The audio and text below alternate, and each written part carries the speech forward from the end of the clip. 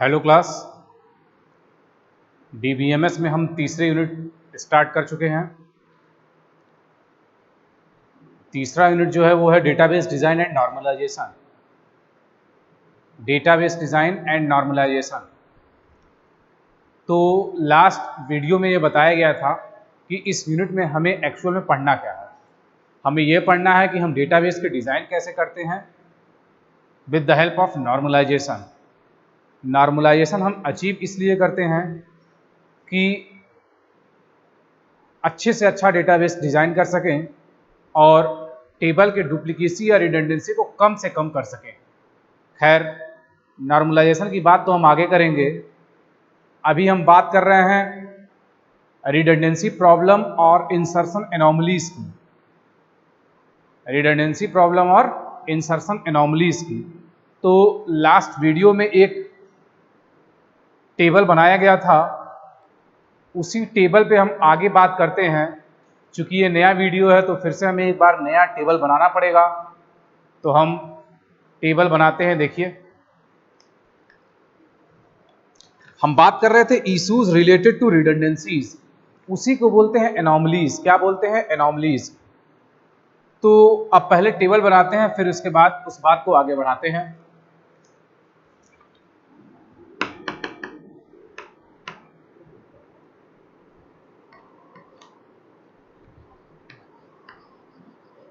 issues related to redundancies।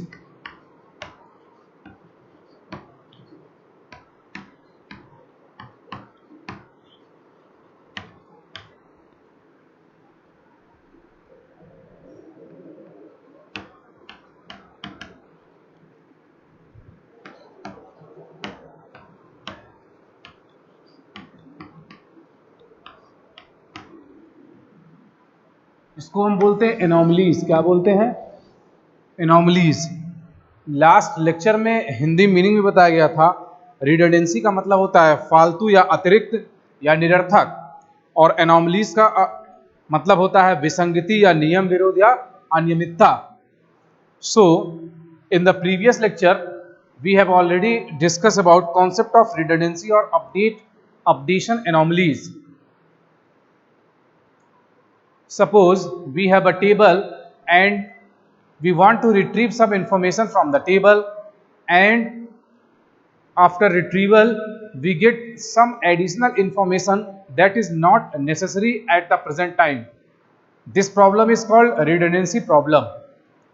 And suppose in a table we face a problem of insertion, updation and deletion, means we cannot properly insert or we cannot properly update or we cannot properly delete the table, then this is called updation anomalies.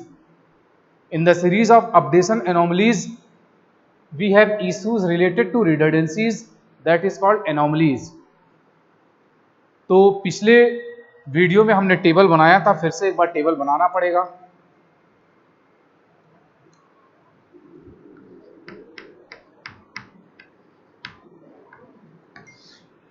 E name SSN,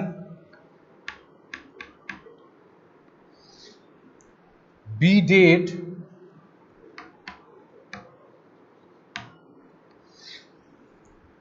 address,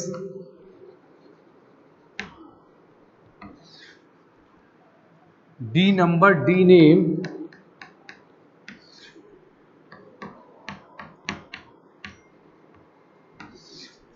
D name,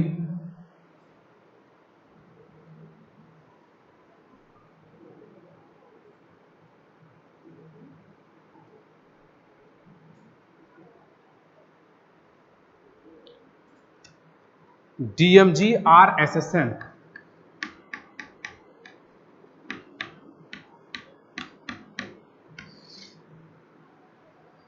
ये table हमने बनाया है। तो इस table को देख के last video में ये बताया जा रहा था कि कहीं भी हम टेबल के स्ट्रक्चर को देख के ये नहीं बता सकते कि इस टेबल में रिडंडेंसी है। शुरुआती तौर में तो हम कह सकते हैं कि इसमें रिडंडेंसी का प्रॉब्लम है, मतलब अधिकपन इसमें है या फिर इसमें एक्स्ट्रा डेटा है, बट ये डेफिनेट हम नहीं कह सकते कि इसमें रिडंडेंसी की प्रॉब्लम है। शुरुआती तौर में हमें दिख रहा है कि इसमें रिडंडेंसी की प्रॉब्लम है। क्यों है? क्योंकि एक डिटेल एम्प्लॉय का है और दूसरा डिटेल डिपार्टमेंट का है। एक डिटेल एम्प्लॉय का है और दूसरा डिटेल क्या है? डिपार्टमेंट का है। और दोनों क्या हो गया है? दोनों एक में आ गया है, मतलब मर्ज हो गया है। ठीक, चलिए इसके आगे देखते हैं इसको।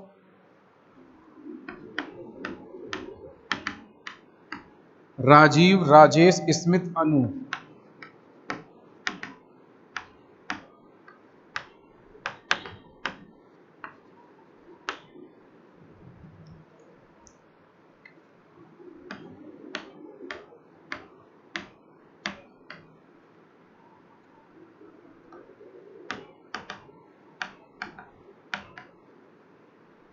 ट्रिपल 3445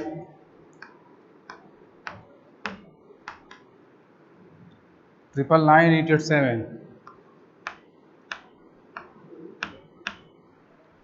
19/2/1980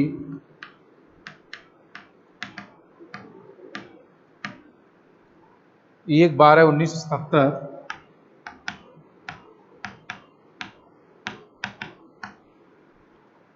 14/6/1978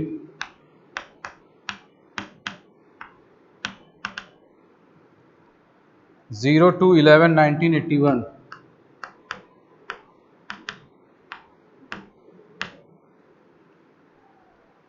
रामपुर बाग, प्रणव नगर,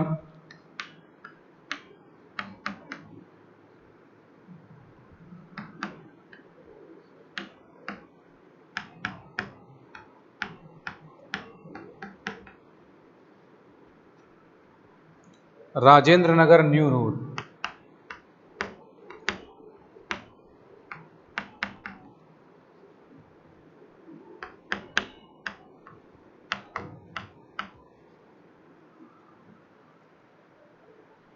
फाइव 545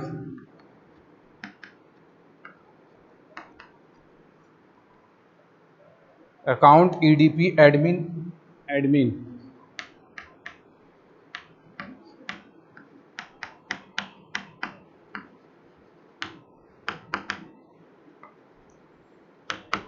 अमीन।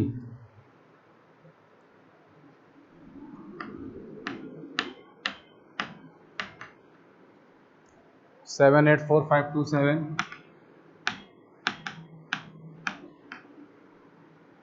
986832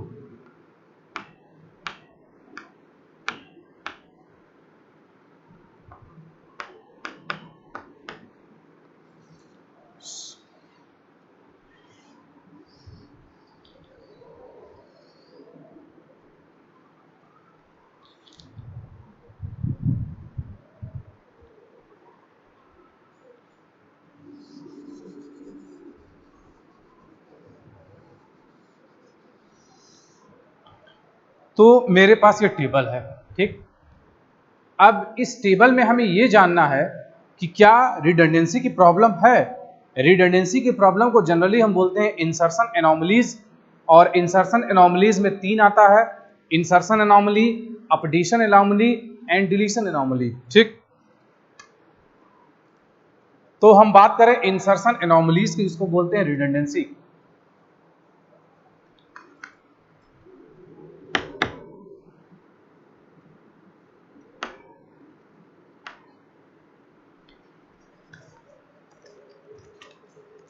हम बात करते हैं इंसर्शन एनोमलीज की।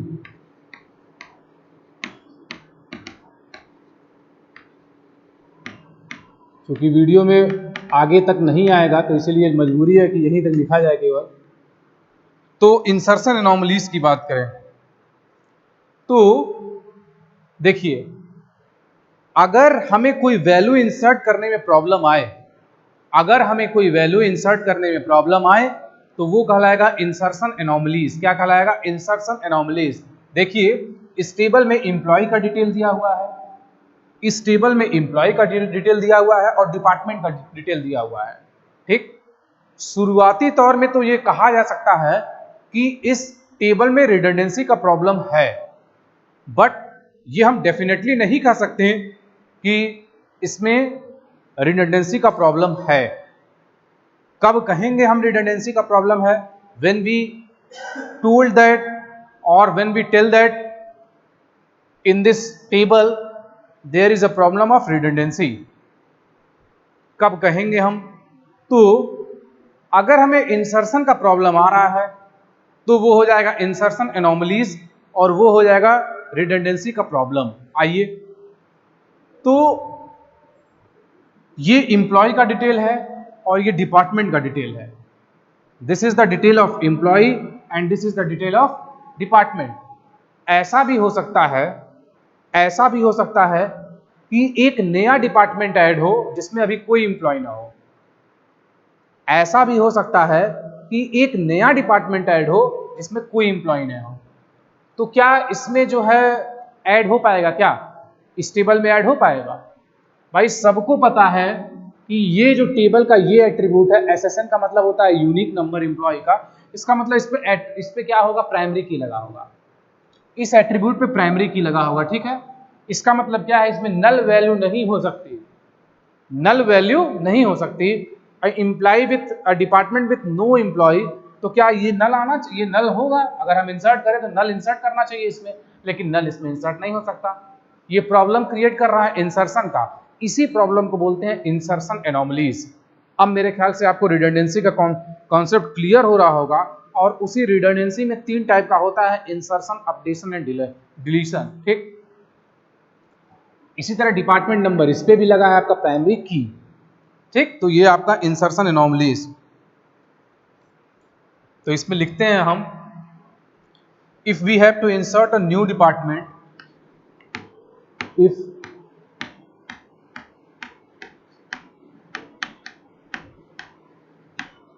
we have to insert a new department with no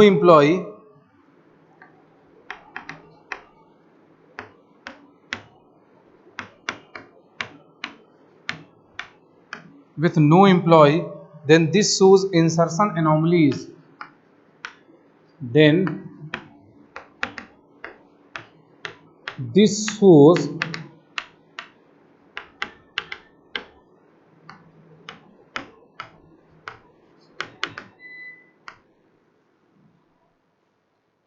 insertion anomalies. चल रहा है?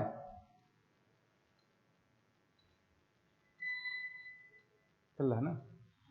तो ये कहलाएगा आपका इंसर्शन एनोमली कहलाएगा, ठीक है। ये प्रॉब्लम है इंसर्शन एनोमलीज का।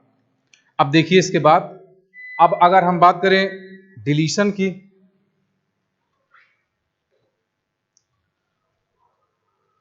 अगर हम डिलीट कर रहे हैं, डिलीट का मतलब होता है कि वो कंप्लीट रो डिलीट होता है। ये बताया गया है डिलीशन, जब क्वेरी एसक्यूएल की क्वेरी चल रही थी, कि अगर हम डिलीट कर रहे हैं तो इसका मतलब एक कंप्लीट रो डिलीट होगा। अच्छा, इसमें देखिए, अगर हम स्मिथ को डिलीट कर रहे हैं, स्मिथ को डिलीट कर रहे हैं तो ये कंप्लीट रो डिलीट हो जाएगा। तो ये एक डिपार्टमेंट का इंफॉर्मेशन लॉस है। भाई 4 नंबर डिपार्टमेंट गायब ही हो गया। भाई 5 तो ठीक है, जैसे स्मिथ को हम डिलीट किए तो ये 4 नंबर डिपार्टमेंट का डिटेल ही डिलीट हो गया। समझ में आ रहा है? तो ये डिपार्टमेंट का पूरा डिटेल ही डिलीट हो गया। इसको बोलते हैं डिलीशन एनोमलीज। क्या बोलते हैं इसको? Deletion anomalies. भाई अगर हम स्मिथ को डिलीट कर दें, if we delete the record of Smith, then department number 4 have been completely deleted and we lost the information of department number 4. This shows deletion anomalies. ये क्या शो करता है? डिलीशन एनोमलीज को, ठीक। तो देखिए, इसको बोलते हैं deletion anomalies.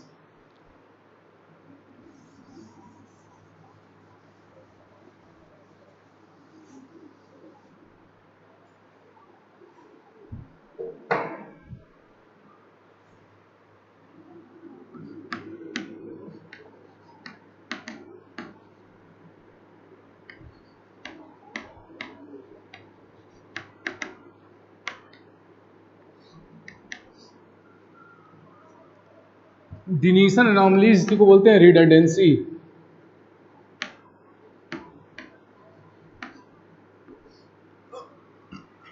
if we delete employee Smith, then this shows deletion anomalies. If we delete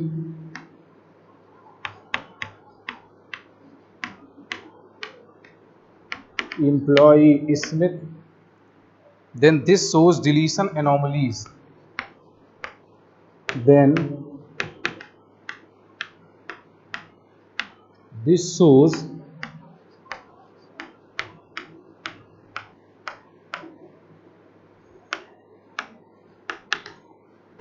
anomalies. ये क्या शो करेगा?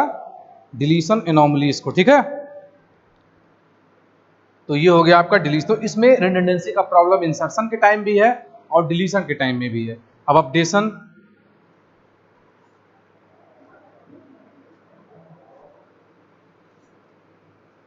if we update employee number 5 with new department, then this shows updation anomalies.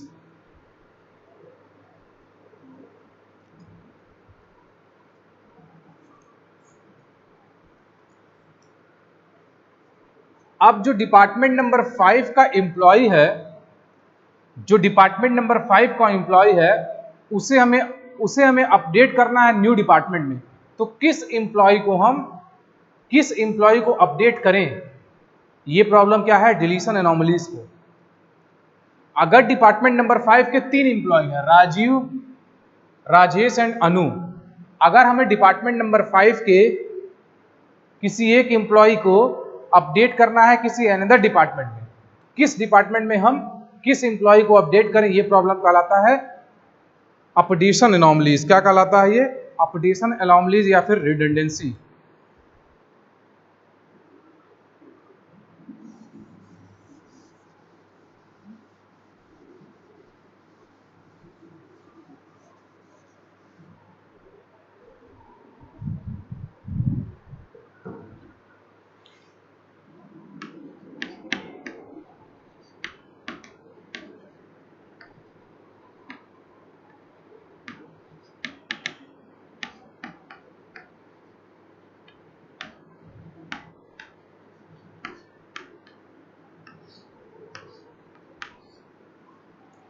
If we update employee number 5 with new department,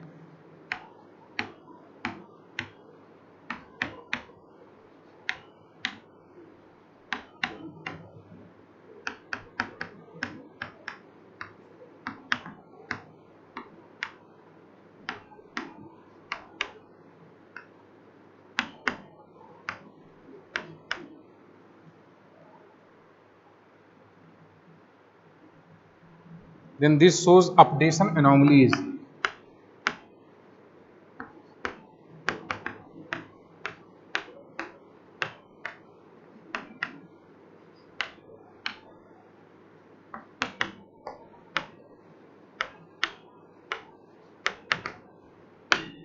ठीक, ये कहलाएगा आपका updation anomalies.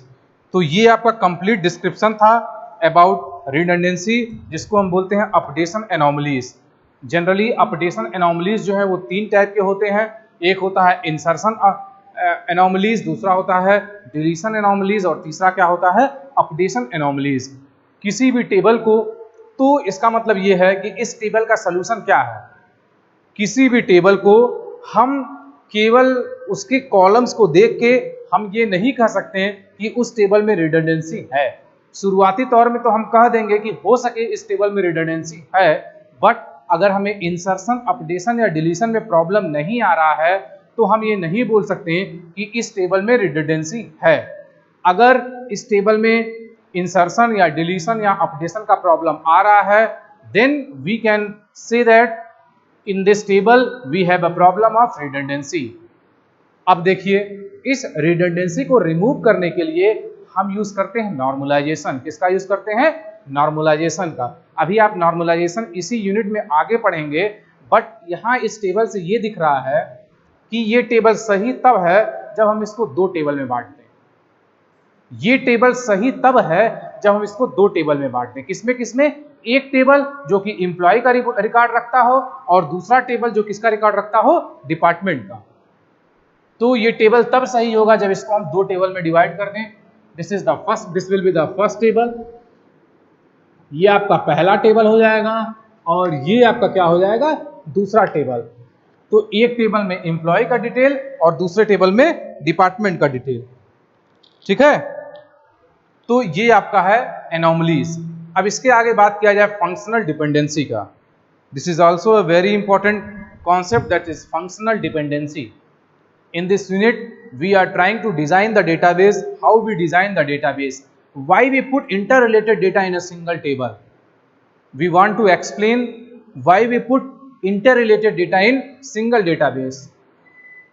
ऐसा नहीं है कि डेटा स्टोर नहीं होगा, बट उसमें इंसर्शन का प्रॉब्लम, अपडेशन का प्रॉब्लम या डिलीशन का प्रॉब्लम, उस प्रॉब्लम को दूर करने के लिए हम यूज करते हैं नॉर्मलाइजेशन। किसका यूज करते हैं? नॉर्मलाइजेशन का।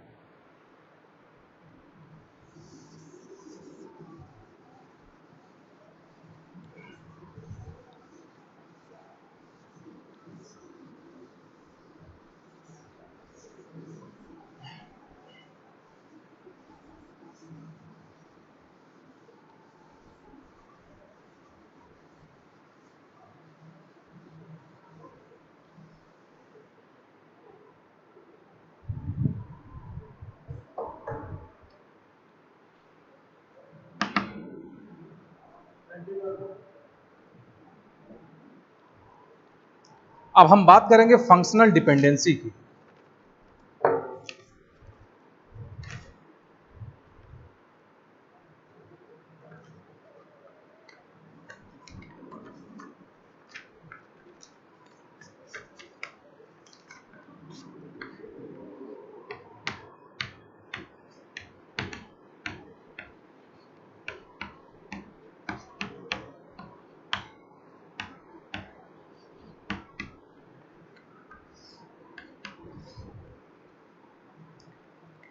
एक्चुअल में होता क्या है फंक्शनल डिपेंडेंसी? ये दो एट्रीब्यूट्स के बीच में रिलेशनशिप शो करता है। ये दो एट्रीब्यूट्स के बीच में रिलेशनशिप शो करता है। फंक्शनल डिपेंडेंसी का मतलब ये है कि एक कोई एट्रीब्यूट किसी दूसरे एट्रीब्यूट पर टोटली डिपेंडेंट है। अगर कोई एट्रीब्यूट ए है और दूसरा कोई एट्रीब्यूट बी है, फंक्शनल डिपेंडेंसी का मतलब ये होता है कि ये जो एट्रीब्यूट बी है ये टोटली डिपेंडेंट है एट्रीब्यूट ए पे। बड़ा ही इंपॉर्टेंट कॉन्सेप्ट है ये डेटाबेस का, जल्दी क्लियर होता नहीं है, लेकिन अगर आप ध्यान देंगे तो जरूर होगा। क्या मतलब होता है फंक्शनल डिपेंडेंसी का? फंक्शनल डिपेंडेंसी हम हमेशा एट्रीब्यूट्स के बीच में फाइंड करते हैं। Functional dependency is always find between attributes.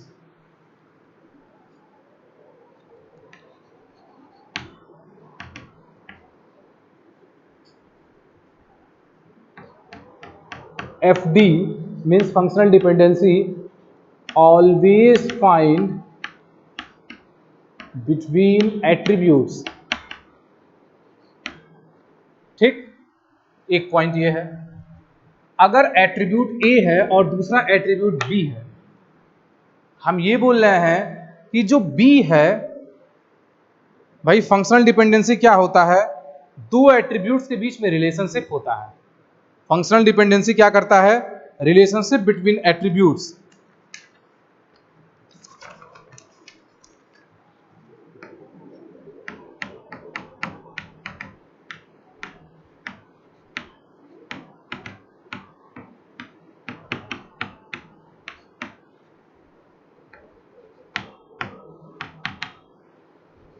Attributes के बीच में रिलेशनशिप शो करता है। अगर एक एट्रीब्यूट A है और दूसरा एट्रीब्यूट B है, अगर B A पे, अगर हम इन दोनों के बीच में फंक्शनल डिपेंडेंसी देखें या हम ये बोले B is functionally dependent on A, तो इसका मतलब ये है कि जो B है वो टोटली किस पे डिपेंडेंट है? A पे। जो B है वो टोटली किस पे डिपेंडेंट है? A पे।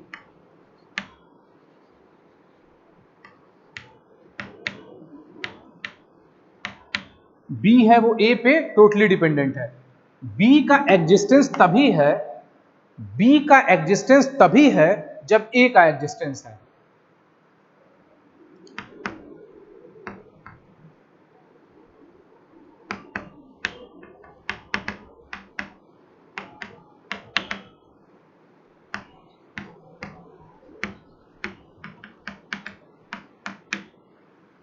ठीक।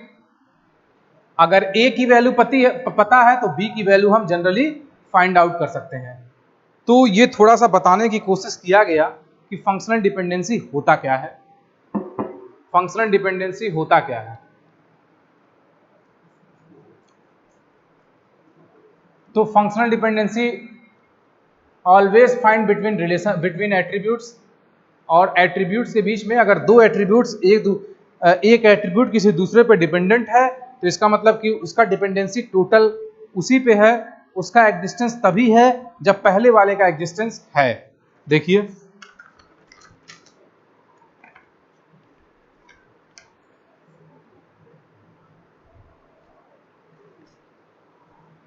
हम A की वैल्यू निकालते हैं, जब हमें A की वैल्यू पता होता है तो इस A की वैल्यू से हम B की वैल्यू फाइंड कर सकते हैं।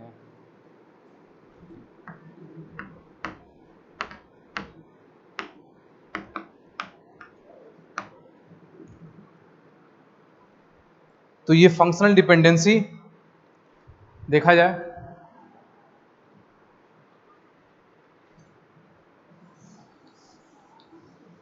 अगर इसको थोड़ा इसके वर्ड्स में लिखें,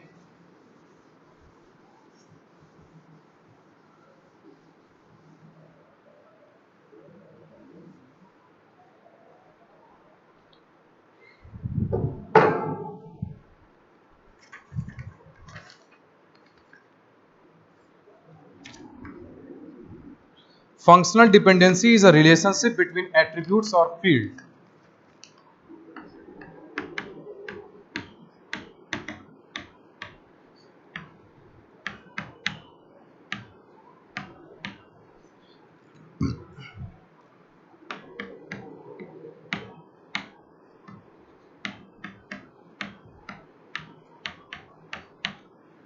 relationship between attributes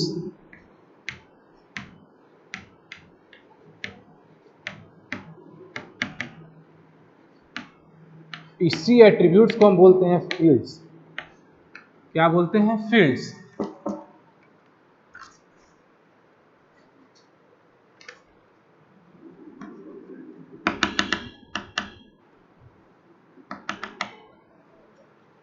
Because of functional dependency, given the value of one attribute, it is possible to look up the value of another attribute. Because of functional dependency,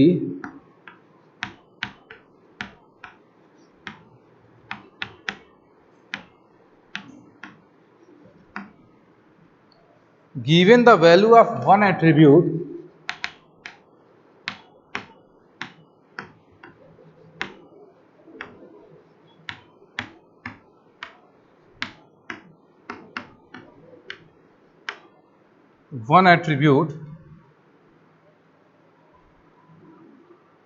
it is possible to look up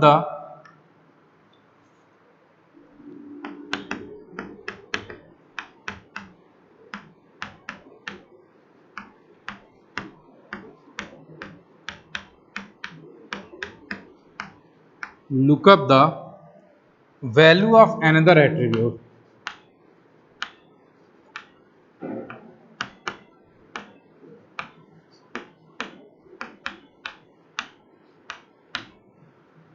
तो ये बोला गया है इसमें, because of functional dependency, given the value of one attribute, it is possible to look up the value of another attribute. इसका मतलब ये है कि अगर फंक्शनल डिपेंडेंसी है एट्रीब्यूट्स के बीच में, अगर एट्रीब्यूट्स के बीच में फंक्शनल डिपेंडेंसी है और एक एट्रीब्यूट की वैल्यू हम जानते हैं, एक एट्रीब्यूट की हम वैल्यू जानते हैं, तो दूसरे एट्रीब्यूट की वैल्यू को हम आसानी से देख सकते हैं या फिर दूसरे एट्रीब्यूट की वैल्यू हम आसानी से फाइंड आउट कर सकते हैं।